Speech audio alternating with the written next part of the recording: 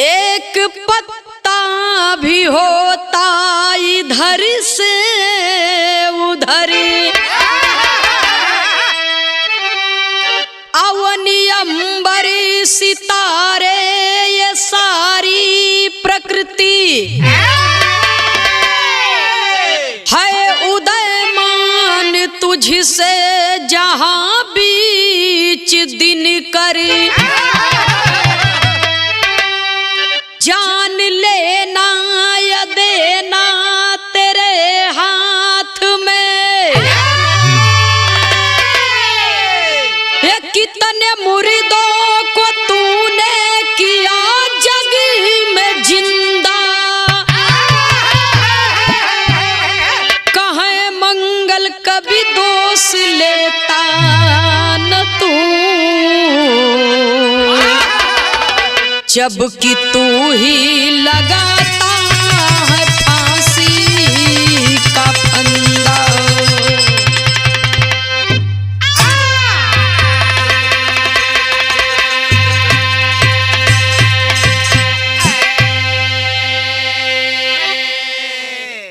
बिरहा सुनने वाले श्रोता सज्जनों, मैं गायिका कुमारी सुमित्रा नंदनी प्रयागराज की पावन धरती से प्रयाग गंगा स्टूडियो के माध्यम से एक बिरहा आप लोग के बीच में भेज रही हूँ। हमें आशा नहीं पूर्ण विश्वास है कि आप लोग सुनेंगे, पसंद करेंगे और हमें अपना आशीर्वाद देंगे। बिरहा के अंदर एक लाइन गजल का भाव है, मास्टर साहब कहना है,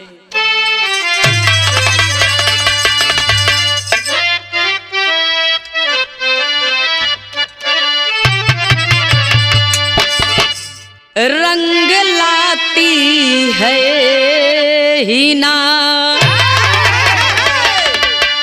रंग लाती है हीना, पत्थर पे घिस जाने के बाद,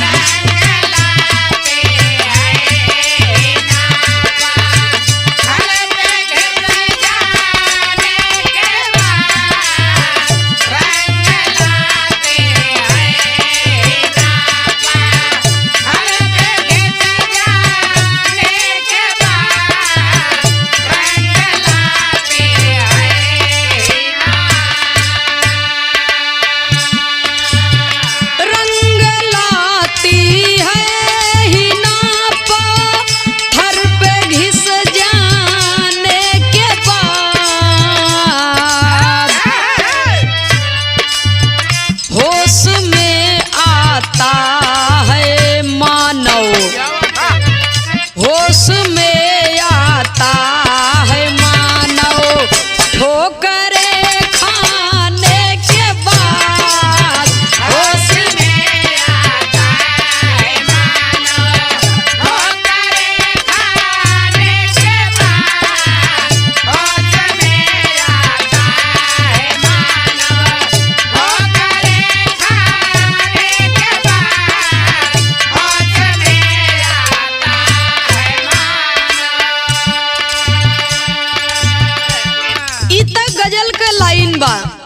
लेकिन गीत के अंदर कवि जी कितना सुंदर भाव लिखे, कहना है,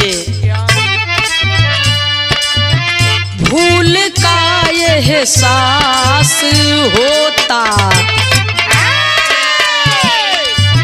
भूल का ये एहसास होता, वक्त चल जाने के बाद, भूल का ये एहसास होता, वक्त चल जाने के बाद, भूल का ये एहसास होता, वक्त चल जाने के बाद, भूल का ये एहसास होता, भूल का ये एहसास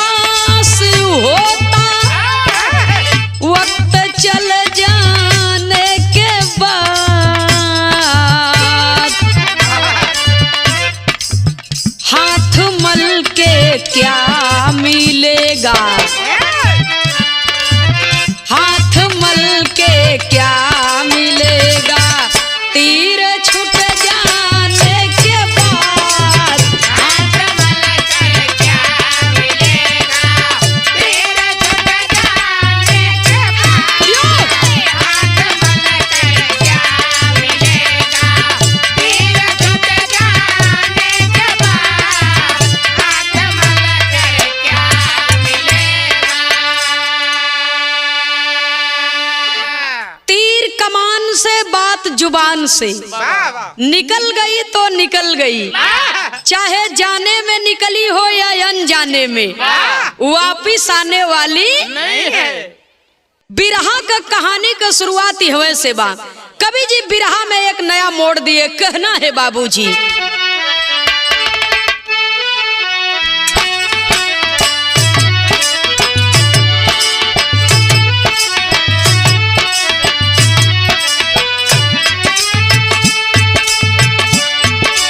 एक गांव की हाल बताई श्रोता सुनो लगा के ध्यान, कहाँ तलकई साची बतिया, प्रवचन करे संत विद्वान, दुई प्राणी के संग घर में, बचवा रहा उमर नादान, बालेपन में ब्याह रचाए, अब आगे का सुनो बयान, बालेपन में ब्याह रचाए,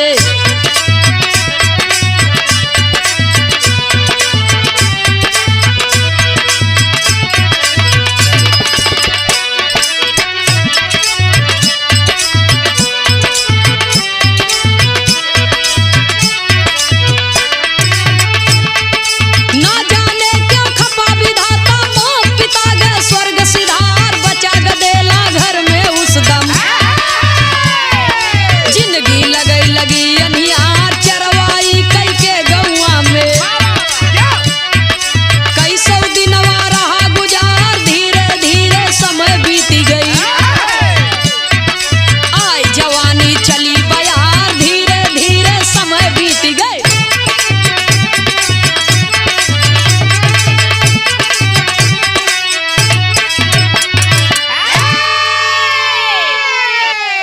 बिरहा सुने वाले बाबू भैया माता बहिन लोग जरा कहानी को आप लोग समझ ले। एक परिवार के 3 सदस्य, पति पत्नी, एक ठे गोदी में लड़का बा। पहले के जमाना में लोग बियाह बचपने में कह दे, और लड़की के गवन कब आवे, जब लड़की लड़का सयान हो जाए तब बाल्य अवस्था में मतारी बाप लड़का का शादी कर दिए, और जब लड़का के उम्र 7 बरिस की हुई तो न जाने भगवान काहे बदे रूठ गए, माता पिता ये दोनों ही धरती को छोड़ दिए। गांव के मुखिया दादा के गोरू के चरवाही कह के कैसो न कैसो अपन गुजारा करत बा।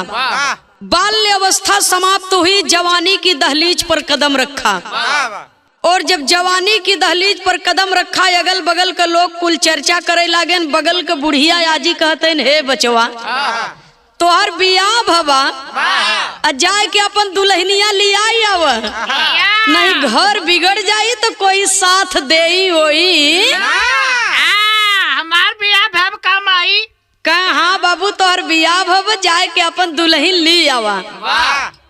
तब समझाने पर बाबूजी वो लड़का के समझ में आई गए कि हमरो घर गृहस्थी, हमरो परिवार बा। तब कवि को बिरहा शैली में टेरी के भाव में लिखना पड़ा, कहना है, रामा रामा रामा रामा अरे मोरे रामा, नैहर में प्राण प्यारी बसी गई,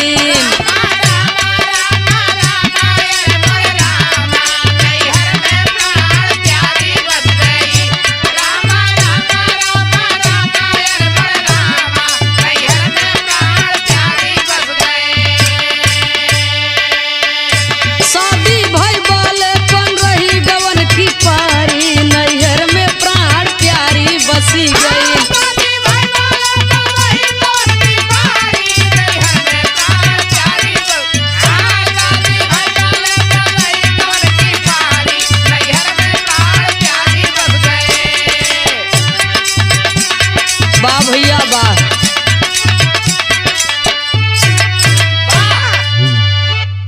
जब बात समझ में आई गई तब का करता उ लड़का। गांव भरे से कह के थकी गया पढ़ा न गौने के दिन बा। सोच ली हस बाउर अपने मन खुद ही हम जाबै ससुरार। बिन घर नी घर भूत कटेरा जिंदगी लगी अनियार। होत सवेरे चला घरे से 4 कोस बढ़ी गवायगा।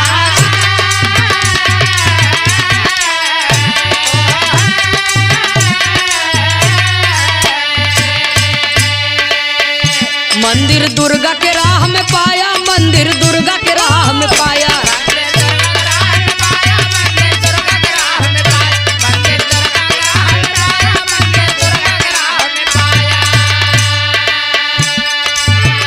मंदिर दुर्गा के राह में पाया, चरण धर कह कि हूँ तनि दाया।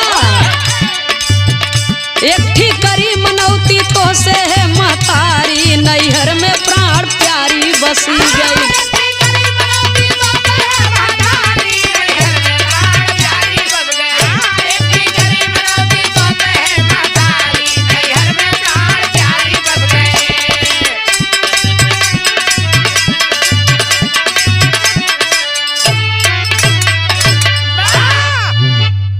गांव भरे से कह के थक गया, लेकिन ओकरे मेहरारू के गवन लियावे के कोई तैयार नहीं बा। अपने मन में विचार करत बा, मेहरारू हमार गौने का पारी हमार, बिगड़ी तो घर गृहस्थी हमार। ई गांव वालन के का जाई। ये दुनिया में पुरखा पुरनिया दादा लोग गाँव कोई न कोई का कोई होई हो, जगतिया में कोई नहीं अपना। अब बनले का सार बहनोई हो, जगतिया में कोई नहीं अपना। बना रही तो सब पूछी, बिगड़ जाई तो कोई न पूछी। हम स्वयं ससुरारी जाप। पहले के जमाना में सस्ती का जमाना रहे, गाड़ी घोड़ा का इतनी बड़ी व्यवस्था नहीं बा। 4 बजे भोरहिया में उठा जवान, अब बासिन मोहे पैदल ही रही आएगे। और जब 3-4 कोस से आगे बढ़ गए तो एक माई दुर्गा का मंदिर पड़ी, वही मंदिरिया में जाए के माई से मनौती मांग के कहत का बा। बिरहा में एक लाइन तर्ज का भाव है मास्टर साहब।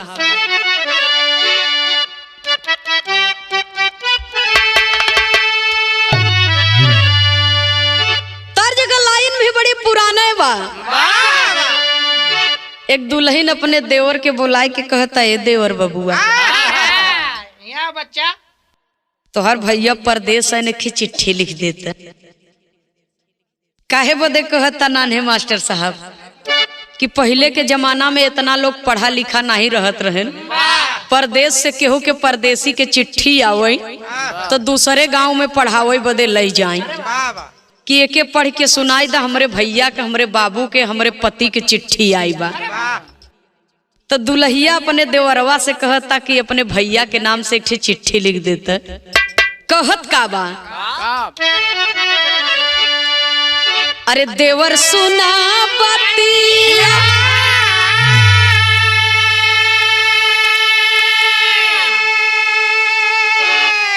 देवर सुना बतिया, अरे बलम के लिख दो पतिया।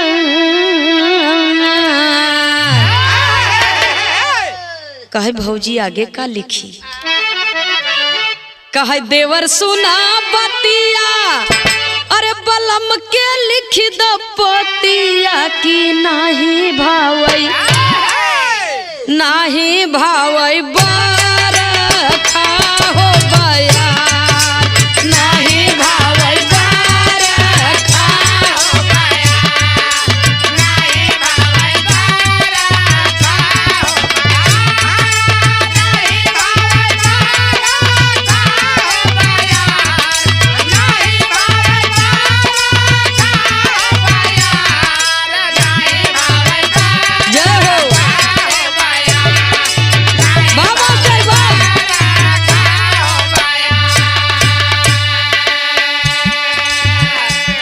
बात सब रहा लेकिन हरी लड़कवा कहता माई दुर्गा के मंदिरिया में जाए के,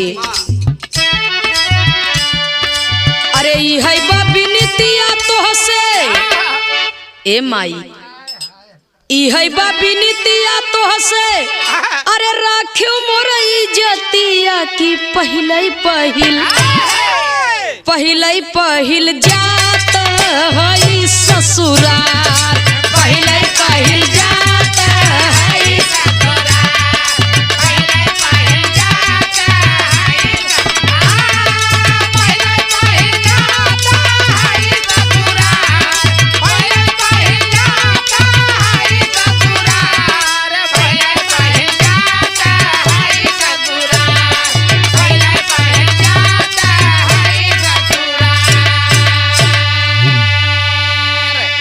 लइके धूप दियावा करबई त जननी तोरा पूजावा की अर्पण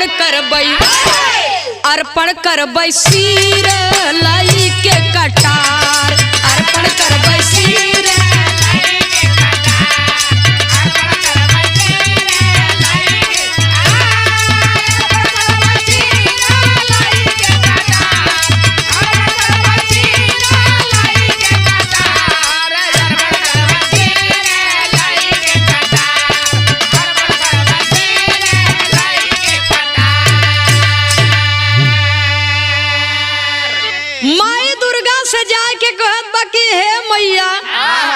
जब बियाह भरा तब इतना छोट के रहे हम कुछ जनबई न करी केहर से रास्ता बा केहर से का बा केहर ससुरारी के घरे के मोह बा। जिंदगी में पहली बार ससुरारी जात है। कुछ लोगन के बताए के अनुसार आपके आशीर्वाद मिल जात मैया तो हमार जिंदगी संवर जात। बढ़िया से प्रेम से निके सुखे अगर ससुरारी पहुंच जात और दुल्हन के विदाई कराए के जब वापस आऊ तो हम मनौती मानत है मैया कि आपके मंदिर में आपके चरण में अपन गर्दन काट के समर्पित कर दे। इतना बात कह करके बाबूजी चल दिया और काफी दूर का रास्ता तय करके जब ससुरारी पहुंचता तो जेठ बैसाख का तपत दोपहरिया बा। जेठ बैसाख का तपत दोपहरिया बुढ़ऊ दादा वही मड़ई में आराम से लेटा हन हवा लेत हन। एहर दामाद राजा दुआरी पर पहुंच गए और जब पहुंचत हन तो बुढ़ऊ दादा के देख के कहत हन बाबू पालागी खुश रहा आनंद भोगा माठा भात का ई कवन आशीर्वाद हो सूरदास जी। जब बगैर गौने के ससुरारी चला गया तो नालायक रहा। तोहरो बात एकदम फिटे बा। बिरहा सुने वाले भैया आज का नई पीढ़ी बा फैशन में लोग पागल बा। नहीं पहले के जमाने में बिना गौने के अगर दुल्हा ससुरारी चला जाए तो कहे साला बड़ा बेवकूफ है, बड़ा निर्लज है, बिरादरी में रहे लायक नहीं बा। एकर हुक्का पानी कह दे बंद कह दे के समाज से बाहर कह दे। और पहले में अब में ये तनय फर्क बा। अब तो देखवारी होत बा कुल लड़का लड़की के देखत है ना लड़की लड़का के। तो मोबाइल पहले मिलत बा बातचीत चालू बा बियाह होए कि न होए ओकर कोनो गारंटी नहीं बा। लेकिन वो पहले का जमाना रहे शिक्षा कम रहे लेकिन सभ्यता रही। बुढ़ऊ दद्दा जब जान गए कि हमार दामाद हो हमारे बिटिया के बोलावे आई बा बुढ़वा बिगड़ गए। बुढ़वा का नाराजगी देख के दामाद राजा अपने मनवा में सोचत है कि कैसन ससुर बा। ससुर इहो न पूछत बा कि आवा बैठा दाना पानी पिया विदाई होए कि न होए ओकर बाद में समझा जाए। ओहर दुल्हिया सोचत जब जान गए कि हमार पति आई हैं हमके बोलावे बदे तो वो सोचत बा या करत का बा। बिरहा में एक लाइन तर्ज का भाव है मास्टर साहब।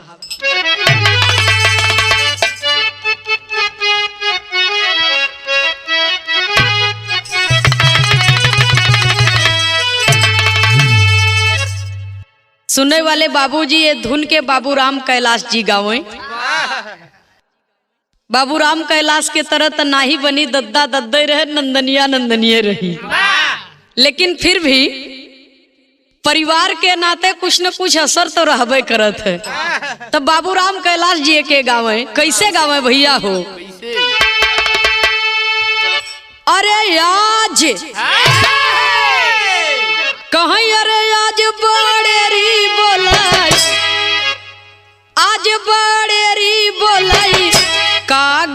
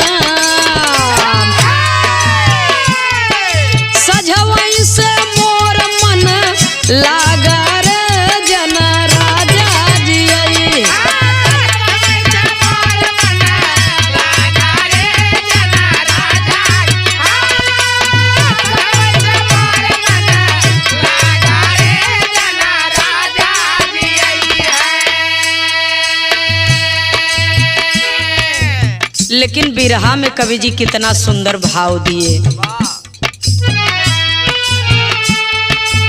दुल्हन के दुल्हा दुआरे पर खड़ा बा, अपने दुल्हा के प्रति दुल्हन के दर्द बा।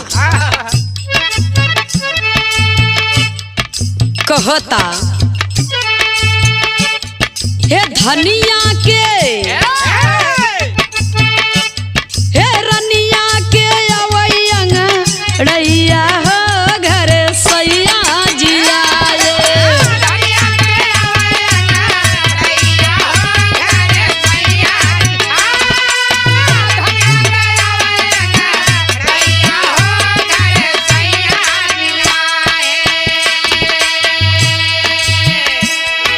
लुक छिपनी हराई गोरी खिड़की मोहरवा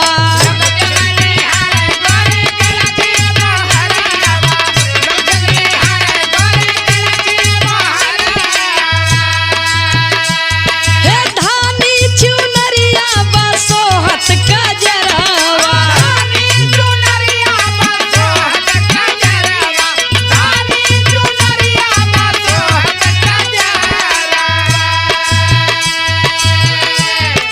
अचरा अचरा उड़ावई पूरा वैया हो घर सैया जिया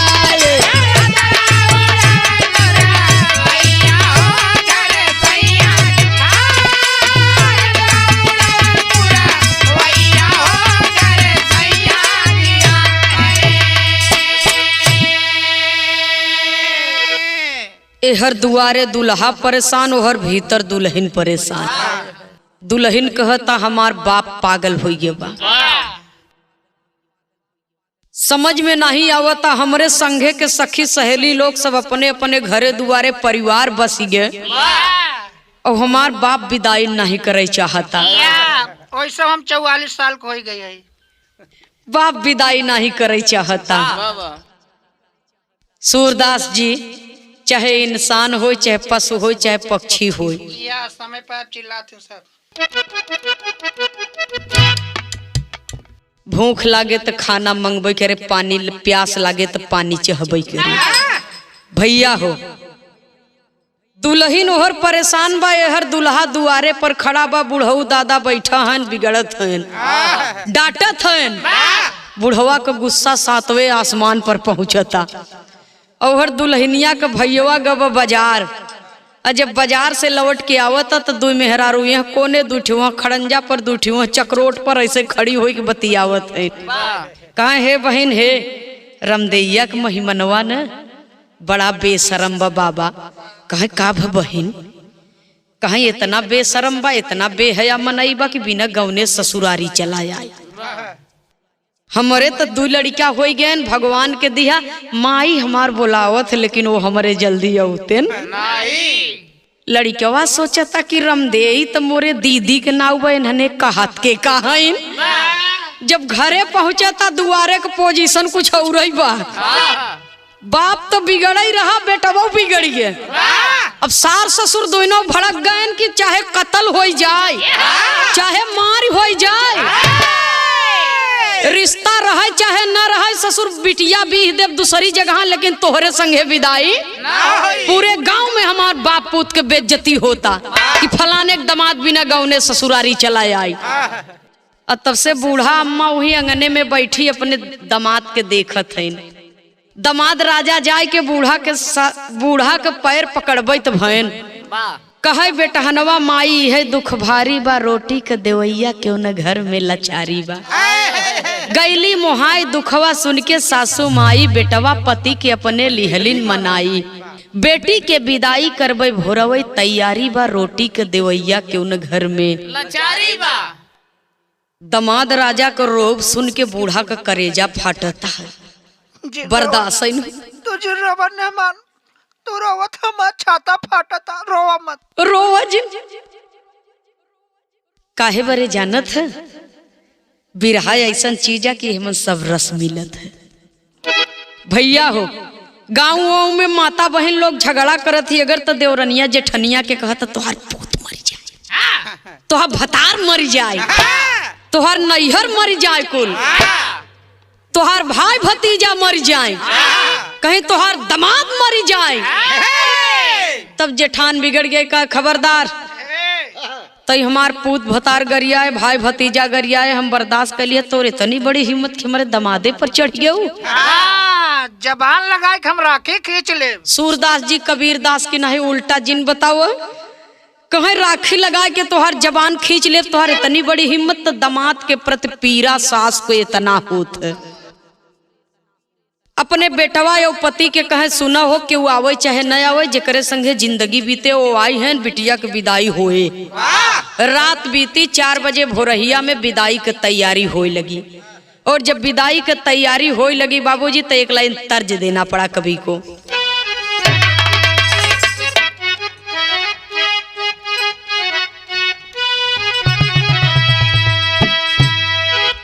एक ये स्वर्गीय हैदर उस्ताद गावे, हाँ तो मतारी बहन लोग का गीत, लेकिन हैदर उस्ताद के गावे कैसे?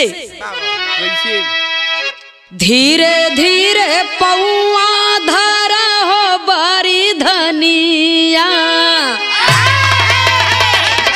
धीरे धीरे पौआ धरा हो बारी धनिया, गोड़े घुघुरवा बाजे ना।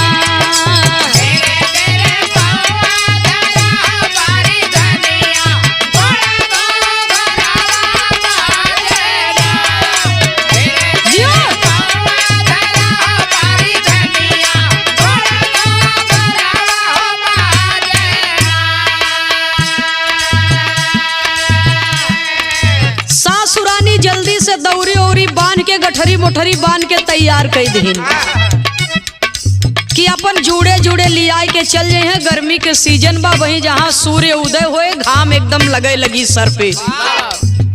तो लड़की के विदाई जब होत बा, तो उस समय का माहौल क्या है? छोड़ी के नहीं हर बाप मतरिया, छोड़ी के नहीं हर बाप मतरिया, बेटी ससुररिया हो चली भैना।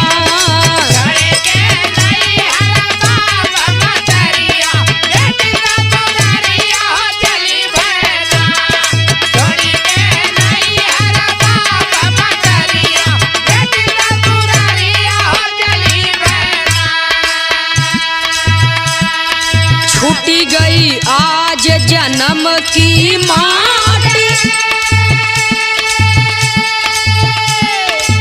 कोई न जग में करम के साथी हो,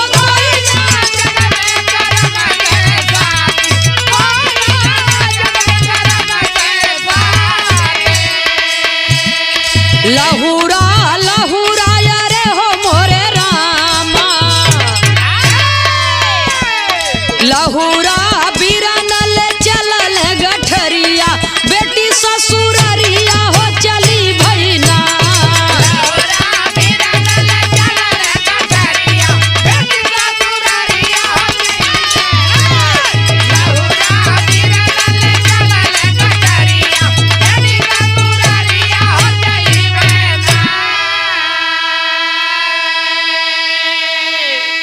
सासुरानी अपने बेटवा के कहत है इनकी भैया एक काम करा, जाए के अपने दीदी और जीजा के घरे तक पहुँचाए के आवा। जवन दौरी गठरी ओठरी पाए रही विदाई में लड़की, ओकर भैया लाद लिहे अपने मूड़े पे। आगे आगे सार, बीच में उनकर दीदी, पीछे उनका जीजा। और जब चलन पहुँचावे बदे, तो वही माई दुर्गा के मंदिर के सामने जब पहुँचे, तो दुल्हा राजा बोलत है अपने सार से, अपने दुल्हन से कि एक काम करा, तू दोनों जने यही बैठा, हम तनी माई के दर्शन कई के आवत है, तब चलल जाए घरे। और जब माई के दर्शन करे बदे मंदिर में जात बा बाबूजी, तो हुआ क्या? बिरहा में एक लाइन तर्ज का भाव है मास्टर साहब, कहना है,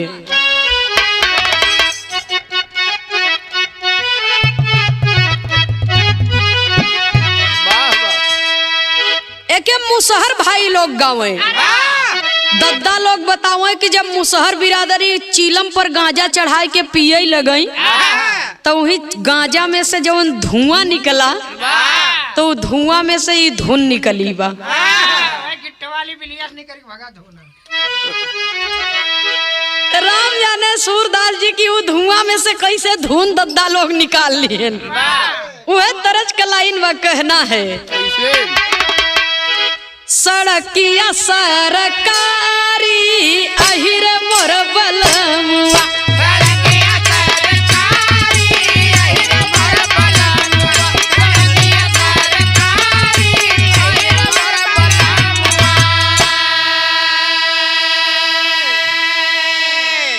यह तरज का लाइन बा। लेकिन बिरहा में कवि को संकेत करना पड़ा,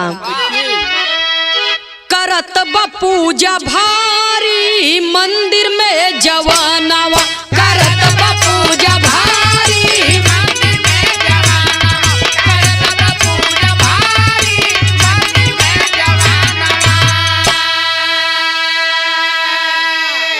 और कहे दुर्गा माई अपन, कहे दुर्गा माई अपन, अरे लैला तुम मनाउती दिहले गारदन उतारी मंदिर में जवानावा।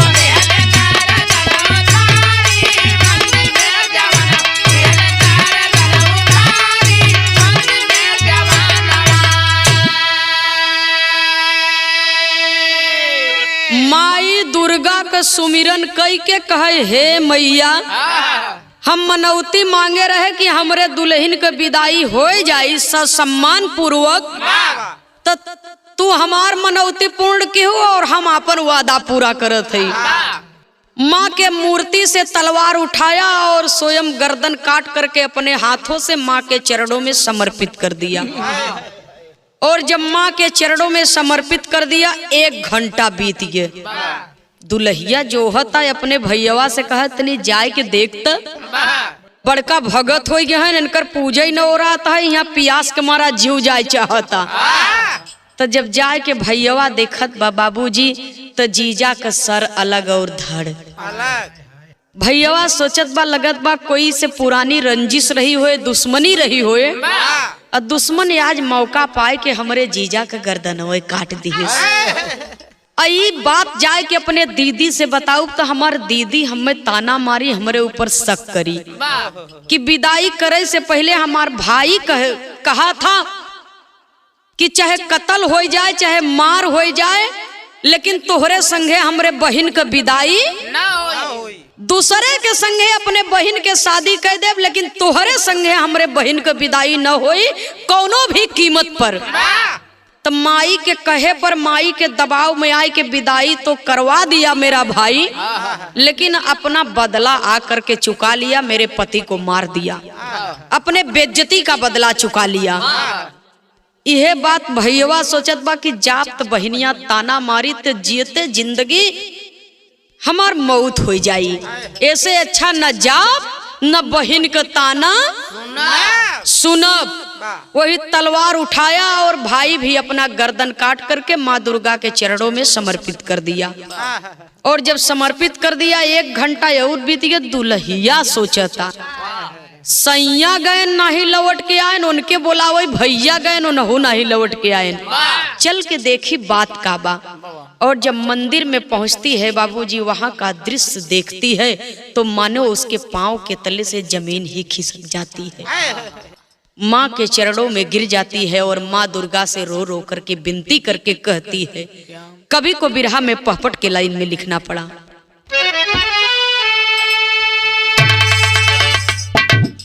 अरे गिरी चरण में अबला तब भराई माई जगदम्बा,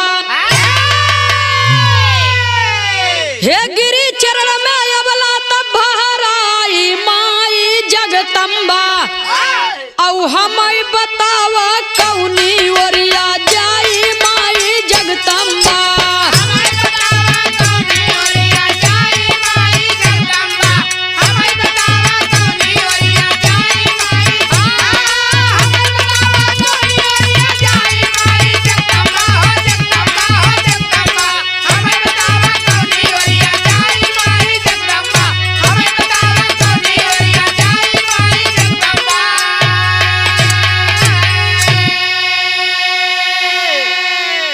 अरे नहीं हर सोना बिन भैया के सैया बिन ससुरवा हो, और नगर निवासी ताना मरी है खा के मरम महुरवा हो। हे माई कवन वृक्षवा छाहे बैठ छहाई माई जगदम्बा, अरे देवई जनवा पीबू खून अघाई माई जगदम्बा। माँ से रो रो करके कहती है लड़की की, ऐ माँ ये आपने क्या किया? एक दुश्मन आया, मेरे पति और मेरे भाई की गर्दन काट करके चला गया, हमार नैहर सासुर दोनों सूना हो गए, और आप पत्थर की मूर्ति बनी तमाशा देखती रह गई। आपने मेरा जीवन बर्बाद कर दिया। माँ, आपके दरबार में तो लोग आते हैं अपना जीवन दान पाने के लिए, लेकिन ये आपने क्या किया? आज से आपके दरबार में कोई पूजा करने आएगा तो किस विश्वास से? जब ये तना बतिया बाबूजी माई दुर्गा सुनत है तो लड़किया कहत बा कि ए मैया, हमार नैहर सासुर से दोनों सूना हो गए, लेकिन यही तलवार से हम अपने हाथ से अपन गर्दन काट के समर्पित कर दे। इच्छा भर के रक्तपान करी है, जब तोहर क्षुधा जुड़ाए जाई तो तोहरे जवन समझ में आई तवन कह दी। इतना बात कह करके हाथ में तलवार उठा लेती है और गर्दन काटने के लिए जब चलती है तो माँ दुर्गा के मूर्ति से आवाज आती है कि खबरदार! अरे पागल लड़की, दो गलती तो ये दोनों ने किया और एक गलती तुम करने जा रही हो। जब ये इतना बात सुनत बाबूजी तो कहत बा कि माई अच्छा आप बतावा हम कहाँ जाई? नैहरे जाब तबो लोग ताना मरही, ससुरे जाब तबो लोग ताना मरही, ताना मार मार के हमार जीव मुश्किल कर दे ही, तो हम कहाँ जाई माई? जब ये इतना बात सुनत है माँ दुर्गा तो कहे, सुना बिटिया, तोहार पति मनौती मांगा इसलिए अपनी गर्दन काटा, तोहार भाई तोरे ताना से बचे के मारा अपन गर्दन काटे से। एमन कोई दुश्मन का दोष नहीं बा, ना हमार दोष बा। तो जवन मूर्खता ये दोनों की है वो तू मत करा। तब वो लड़की माँ से सवाल करती है और कहती क्या है? आल्हा के लाइन में कवि को संकेत करना पड़ा।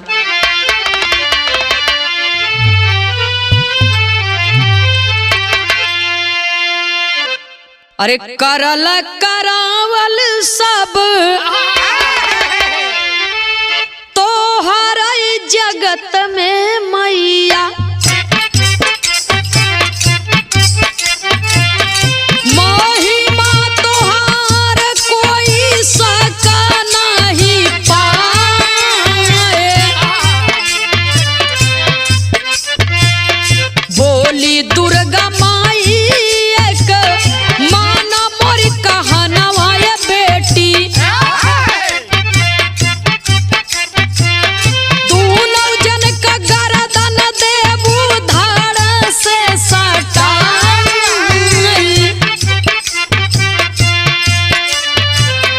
माँ कहती है कि सुनो बिटिया, जो गलती ये दोनों ने किया उसे तुम मत दोहराओ, और मरने जा रही हो वो भी मेरे ऊपर इतना बड़ा कलंक लगा करके।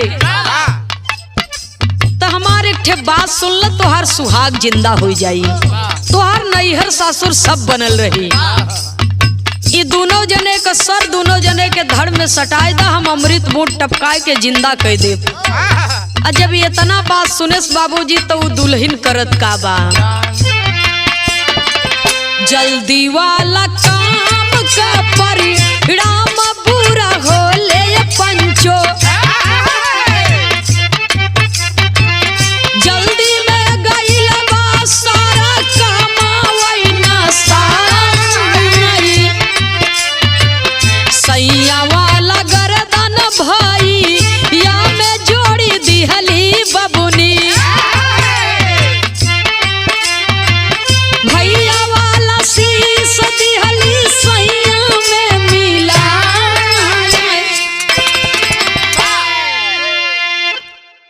कबो कबो खुशी में आदमी काम गड़बड़ कर देते, मारे खुशी के मारा जल्दी जल्दी में कुल कमवे पगली नसाए दिहे।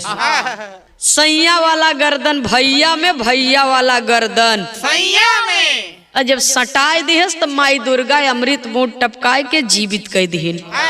और जब जीवित कर देती हैं बाबूजी तो दोनों को जिंदा देख करके लड़की अपने सिर पर हाथ रख के कहती है कि माँ, ये मुझसे बहुत बड़ी भूल हो गई। तब सार बहनोई दोनों लोग हाथ जोड़ करके कहते हैं कि मैया, दुई गलती तो हम लोग किए रहे, तीसरका ई सबसे बरियार गलती कह दीन। अभी कलंकित जीवन लेके हम लोग ये दुनिया में कहाँ रहा। लोग ताना मरी हैं, लोग मेहना मरी हैं, तो अभी जिंदगी लेके हम लोग कहाँ जाबी, जीवन को बोझ हम लोग से ढोआई। तब माई दुर्गा से वो दुल्हन कहत बा कि माँ, अगर सिर हमरे पति के बा तो शरीर हमरे भाई के, और सिर हमरे भाई के बा तो शरीर हमरे पति के बा। तो न भाई भाई रह गया, न पति पति रह गया। और दोनों जने में से अगर एको जने के संगे हम चली जाब तो न बहन लायक रह जाब, न औरत के लायक रह जाब, तो हमार सत्तित्व तो भंग हो जाई माई। हम दोनों जने में से कोई के साथे न जाब। तो तीनों प्राणी हाथ जोड़ के कहत हैं कि ए मैया, ये जीवन से हमके मुक्ति दे दे। अगर फिर कभो ये धरती पर हमार तीनों जने का जन्म हो तो शारीरिक सुख मिले न मिले, लेकिन तीनों जने का नाम अमर हो जाए। तब कवि को संकेत करना पड़ा।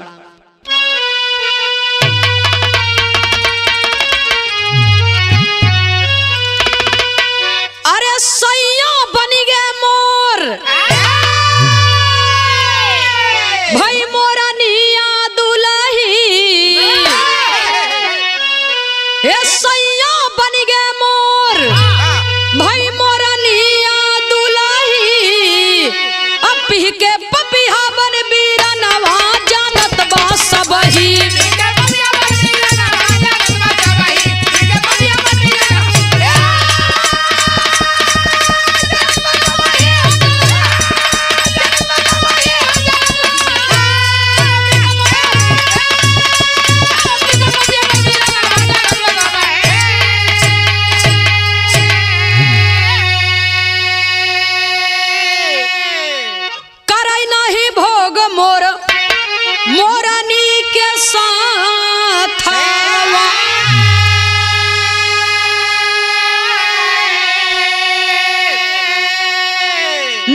जब मयूर निकलई मुहावा से लासावा,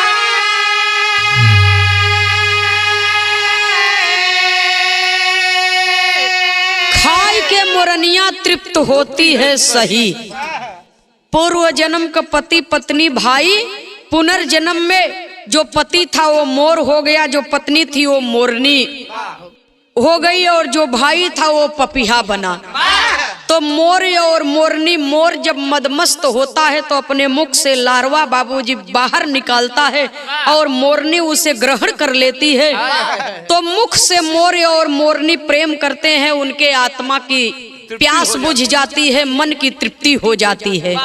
लेकिन पपिहा का प्यास कब बुझत है? प्यू प्यू कराई पपिहा तब बितावे दिन रईलिया।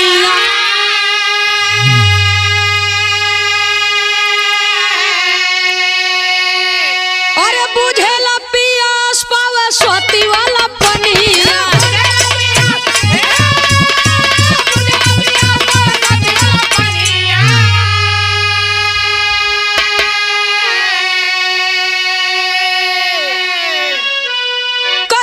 स्वामी राम हित ई बतिया सही, कही गए स्वामी राम हित ई बतिया सही। अब के पपिहा बन बीरनवा, जानत बा सबही।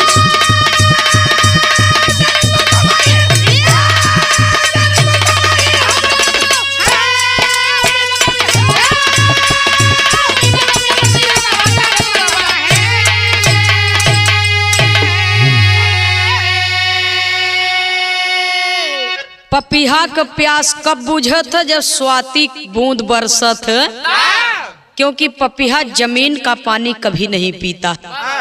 स्वाति बूंद बाबूजी वो उल्टा आसमान के तरफ मुख करके अपने मुख में उस जल को ग्रहण करता है। और ये भी कहा जाता है कि वही स्वाति बूंद यदि सिप में गिर जाए तो वो मोती बन जाती है। तो कवि को संकेत करना पड़ा। आज भी मोरवा कहत बा हमारे है, वही मोरनिया बदे। अब पपीहा प्यू प्यू करता, वो कहता हमारे है। तो माँ दुर्गा का आशीर्वाद, मोर मोरनी पपीहा की उत्पत्ति। इसीलिए कहा जाता है जहां न पहुंचे रवि वहां पहुंचे। हमारे पूज्य श्री मंगल यादव जौनपुरी जी और हमारे पूज्य श्री खेमराज यादव मोछ वाले कवि जी, जिनकी देन है कि ये बिरहा समाज हमें मिली है। दोनों महान विद्वानों के श्री चरणों में मैं कोटि कोटि नमन करती हूँ, प्रणाम करती हूँ। आखिरी लाइन में खानदान के परिचय के साथ में कवि को संकेत करना पड़ा।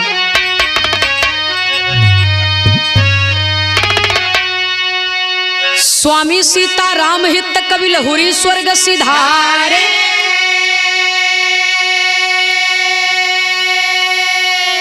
मंगल यादव जौनपुरी जी सुंदर गीत सवारे।